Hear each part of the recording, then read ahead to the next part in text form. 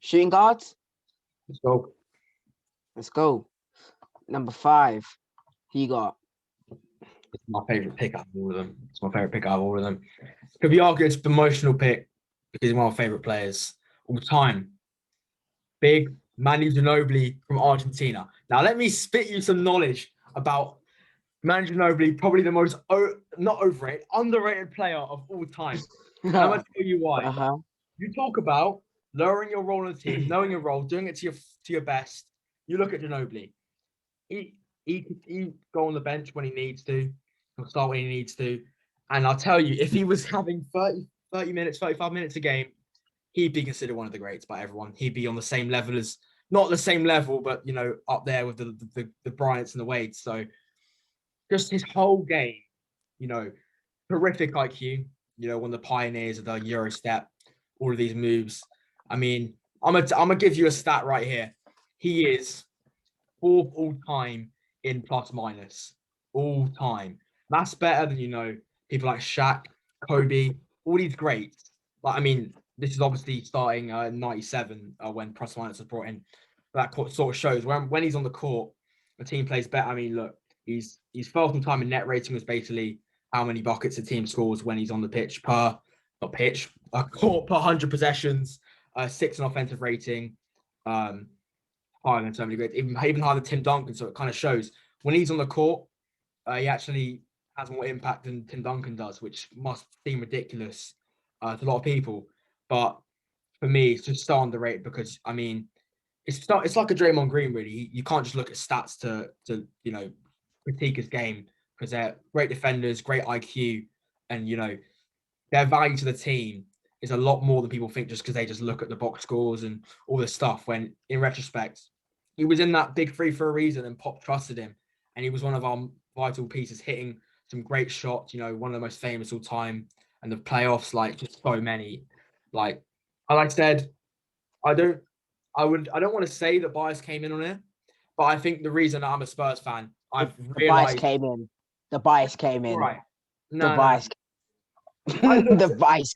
Are you like listening to these stats? I'm saying you like I'm listening. I'm because you're gonna listening. look at these like the Butlers or the Rosens, like them people obviously had 20 plus points a game. And I know it's hard to create. They won a championship, and you know why? Because they're not willing to sacrifice like Ginobili. I think Ginobili, obviously, he was generational talent. As I'm going over myself again, but I actually need to stress it really because, like, if he was getting his start minutes, if he was getting the shots, if he had a system around him, like all of these guys was like DeRozan, obviously the first option for a while was Kyle Lowry, but overall, his stats be off the roof for me. So yeah, managing Ginobili fifth. Yeah. As you can see, I don't have Manu. I've got Jimmy Buckets, Jimmy Butler, and I'm gonna tell you why. It was coming to the end of Manu Ginobili. I'm pretty sure it's pretty clear that Manu Ginobili was much better in the 2000s than he was. No, of course he was, but he was still good in the 2010s.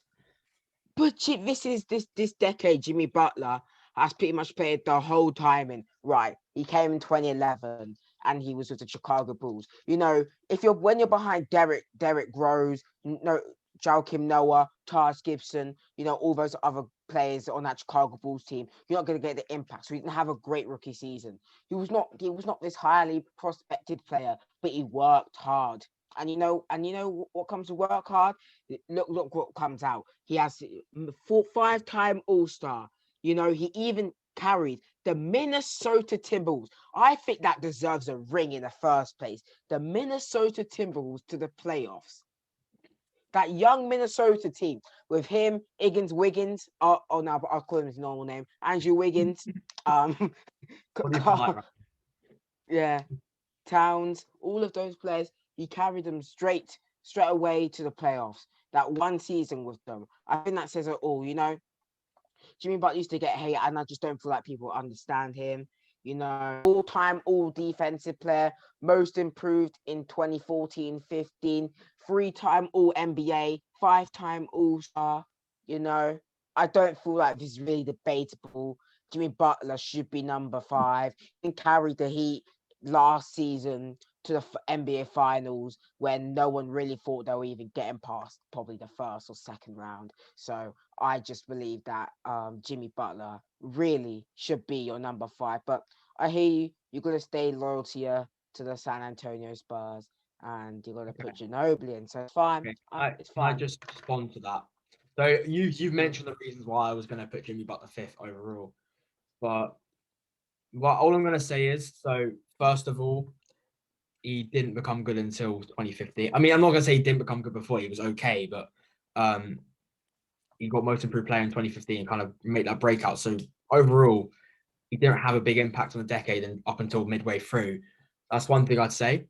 Second thing, he was averaging way more minutes than Manu Ginobili did. I know you could argue that's because different system, different player. But if Manu Ginobili, as I said before, getting as he's led the league in minutes, he's getting 38 minutes near the start of his career. He's getting 36, 37 minutes around now. Ginobili, let me get this up. Just look at per 36 then. Just look at per 36. Okay, I'll look at per 36, but Manu Ginobili had around 20 minutes per game most times, and that's because his role was obviously different. But I think talent-wise, right, per 36 stats are still not close to Jimmy Butler's. Okay, that's fair. But I'm saying he's like I've mentioned you as plus minus all this rating, and you don't just be an average player with 10 points a game and just have being 4th all time in plus minus. That just doesn't fly, I think. So again, I've said you can't like critique a thing on stats, and I brought it up. But to be quite honest with you, I would say Lloyd Butler has a longevity in the 2010s. I just think Manu has a ridiculous IQ. Again, I think that's one of the highest IQs we've ever seen in NBA. And I think talent-wise, I think he's more talented. But again, because Jimmy Butler, I guess it's different to say because Jimmy Butler, I mean, a lot of his game is down to his work rate and his, I wouldn't say leadership, but his sort of presence on the court.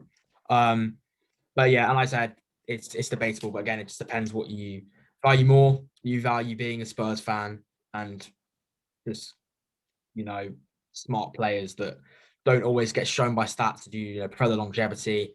The more the person in the spotlight more. Again, I obviously will respect you for putting Butler there because again, like I did have him there first of all, but I looked deeper into it and I was like, let's put my boy Manu in there. Okay, I think all right. Should go 4. Go on then. I don't think it's debate. Oh no, never mind. It just gets debatable. I thought it was going small forwards. Never mind. Number 4, I have Kobe. Yeah, I got Kobe. No, I do have Kobe. Yeah. Mm-hmm. Kobe, cool. That's right. Rest in peace to Mamba. Kobe Bean Bryant. He's coming at the beginning of the 2010s. He pulled up and won his ring with him and Pau Gasol, Derek Fisher, that team. Of course we weren't watching then, but he retired in 2016 and he was still putting up buckets. He had a couple injuries, and what I think it's a 2011 or 2012-13 season where they got all those acquisitions like Nash, Howard, all those people, and he still carried them to playoffs because they still weren't that good, and all of them were having injury problems, and he was still the focal point of that team, even at when he was like in his old age. I don't know how old he was during that time. Here we go. He was like 34, and I think he had he tore his ACL, all these different things. He is the definition of working hard. I don't think there's another definition of it. 18-time All-Star.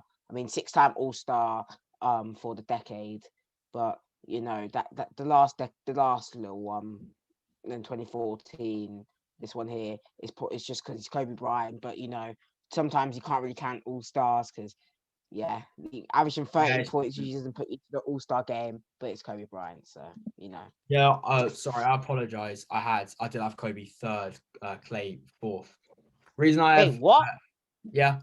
So I know that might sound again interchangeable because, as I said, I just didn't switch them around now, but I got them mixed up. But the reason I say it is, even though you could say longevity and all that, he didn't really burst into the scene straight up in the 2010s. So again, he wasn't there the whole time, and I know he won 3 championships, but again, when was he ever the best shooting guard in the league? I mean, in his whole career, Kobe was All NBA first team 4 times in the 2010s.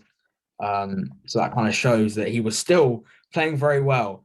And if Clay, I know it's hard to say because Clay hasn't played as long. I mean, he's played since 2011, but again, didn't really burst onto the scene up until sort of 13, 14, 15, and again, sort of then, I don't think he really got to the same level Kobe was playing at. So that's why I stayed. And obviously, Kobe won a championship as well. You got to take that into account. But yeah, it's that is tough for me. That 3-4. I don't know how you can have Kobe over Clay just for like the longevity thing. He also won 3 rings. He was that key to that team. I don't know if he has any. Does Clay Thompson have any all defensive teams? He does. He has one. He has Good. one. He has Because one. Yeah, but again, it's yeah, hard he to has. judge defenders sometimes. But still, and I Yeah. think Kobe did have some. To get my fact checker up, yeah, he was all defensive first team twice in the 2010s, and also second team twice. Sorry, once. So he was still up there for defense as well. Mhm. That's why I've got Kobe. But yeah, That's Clay is fair. out fully.